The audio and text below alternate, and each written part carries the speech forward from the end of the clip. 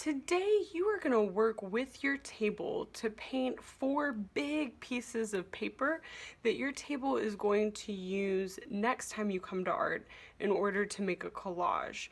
You started off with one very big paper and you cut it into 3 sizes.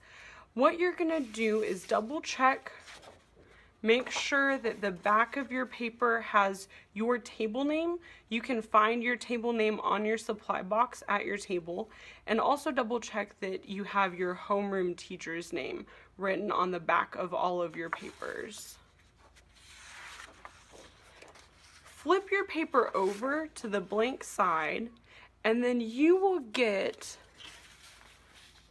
a piece of newspaper for each person at your table, and you will also get a big paintbrush for each person at your table. The whole table is going to share one plate of paint. This is the paint that you're going to use for the whole class, so even though we're mixing colors, make sure that they don't get so mixed together that it just becomes one weird looking puddle. We want to kind of keep those colors fresh. In order for us to paint the paper the right color, double check up on the board and see the 3 different colors that you have to have.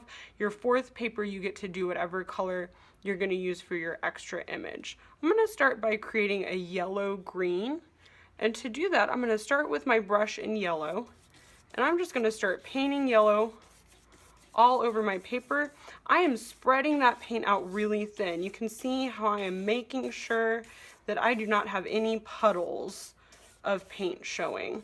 If there's a big puddle of paint, it is going to make it really wrinkly and hard to cut out. So you want to spread the paint out pretty thin. You can start mixing a little of another color in by just kind of adding it in and then blending it together. Mixing those colors together and mixing the colors in, that's going to be what makes your artwork look really interesting when you start to cut those shapes out next time.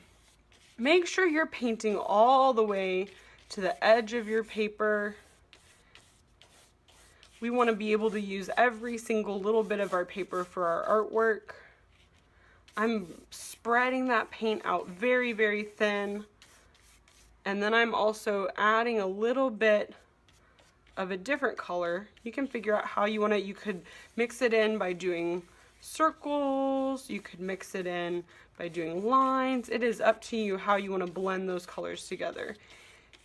For some of these colors, the name of the color is on the board. So yellow, green, I have yellow and green mixed together, but you can get a little bit creative, and once you have that basic yellow green created, you could even add in some other extra colors.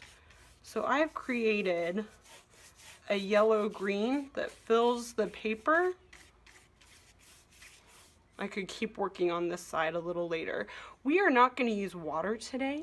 Instead, you're going to just take your paintbrush and wipe off any extra paint on your newspaper. And then if I wanted to mix in kind of a crazy color, I could add a little tiny bit of orange onto my paper. You don't want to do too much or else it's going to make it turn into a different color. It won't really be yellow-green anymore. And I could wipe off that extra paint on my newspaper, and then I could mix that in.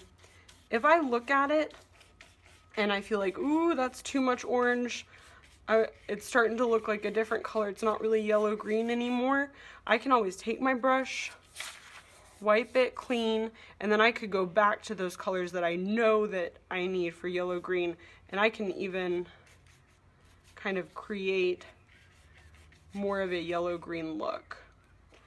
The more detail you have in the textures and the color mixing, the more interesting this paper is going to be to cut out and turn into a collage. You're going to use this paper to cut out shapes and glue them down on your artwork next time.